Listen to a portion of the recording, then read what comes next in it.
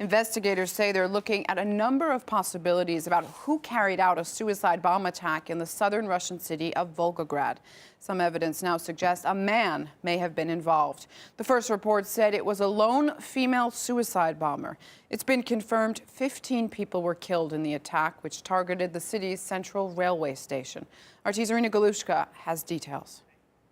Remnants of a man's body have been found at the scene of the blast. According to various reports, there is a remnant of a man's hand clutching a grenade pin. There's also reports of a grenade that was just a little while ago, discovered at the scene of the blast as well. So now the authorities are saying there is a high possibility that in fact a man could have been involved in this blast in Volgograd. Prior to this, there was talk about a female suicide bomber. We actually were even getting reports about her identity. She has reportedly been wanted by authorities since March of last year, when she was last seen in Dagestan, southern Russian Republic. The president of Russian Federation, Vladimir Putin, has sent his special envoy to Volgograd as well to keep track of the situation. There is video of the blast out there on the internet, of course, and there are also reports from witnesses who are saying that the blast was incredibly powerful.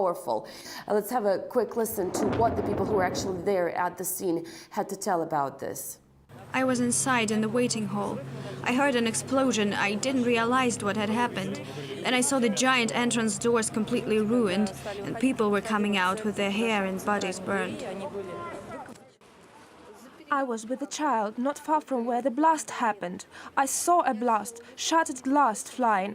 I pushed the child to the floor and covered him with my body.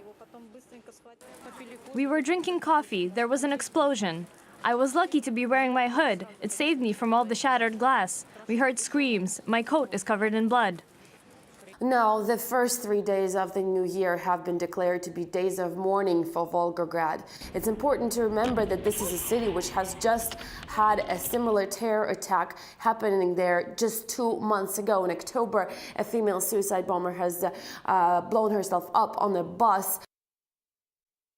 Well, there's been a lot of reaction to the events in Volgograd on social media. On Twitter, eyewitnesses have been posting their reports from the scene. Here's some of them. Let's take a look at what was on Twitter from the scene. A local photographer tweeted that the blast was so strong it blew the doors off the station. A volunteer from the site talked about how people were at the station helping those injured. And then a local official talked about how the governor, mayor, heads of security agencies were all at the scene. We spoke to senior lecturer at Moscow State University, Mark Sloboda. He explained why he believes the city came under attack. Volgograd is a principal focus simply because it's an easy and close target to the south of the Caucasus. Just yesterday, the Russian security services reported that a principal aide to the self-styled Emir of the Caucasus, Doku Umarov, was killed in Dagestan by security forces. I think we can look at this attack today as far more than likely a very rapid reaction revenge attack for the killing of this aide of Doku Umarov's. Live now to Paul Lashmar, an investigative journalist and lecturer at Brunel University in the UK. It's still unclear who exactly was behind this bomb. What do you think were the attackers or the attacker's motive? Well, based on previous examples, as you pointed out, Volgograd suffered an attack in October. It looks like it's linked to the North Caucasus terrorism campaign that's been raging for many years now. But one senses that it may be part of a build-up towards the Sochi Olympics, which start in just over a month's time. Chechen militant leader Doku Umarov had pledged terror ahead of the Sochi Olympics. Could this be part of a strategy to disrupt the games that he left behind? I think that seems to be fairly likely. Obviously, we don't know yet because, there's even confusion over who actually set the bomb off, whether it was a male or a female, or possibly it could be both. Until one knows who was actually blown up and what their allegiances were, it'd be very hard to work out. But on past form, and given the situation in October where the bomber was traced back to Dagestan, if I remember correctly, it would seem likely that's what's the cause of this. Security is on such high alert across Russia, especially ahead of the Olympic Games so close. How can such attacks be prevented?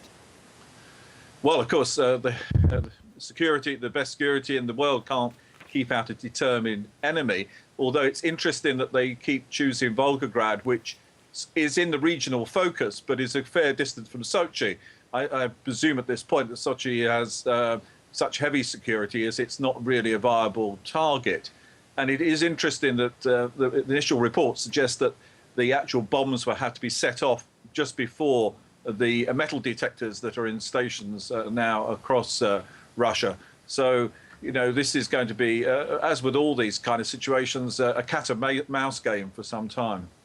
The UN, European and American officials have condemned these attacks. What can be done on an international level to combat such terror? Well, that's very difficult. I mean, it is, you know, it is seen to be a Russian domestic issue in many ways. And these, the groups, they get their support in places like now, of course, like Syria, where it's very difficult for the international community to have any influence. They're not having much influence in Syria, let alone anywhere else. Earlier this year, it was leaked that there was an offer from the Saudis to Putin to help try to rein in terror in the Caucasus ahead of the Olympics. It wasn't taken. Any kind of connection here? We're just speculating, of course. Yeah, I think that's getting complicated. You know, Saudi is involved in many aspects, and of course they've just been looking at supporting the Lebanese army. So it's a very, very complex situation, and I think that speculating wildly is not the best thing to do at this time. Fair enough. Paul Lashmere, investigative journalist and lecturer at Brunel University in the UK. Thanks for that analysis. We will be closely following developments and we'll bring you all the latest details as and when we get them.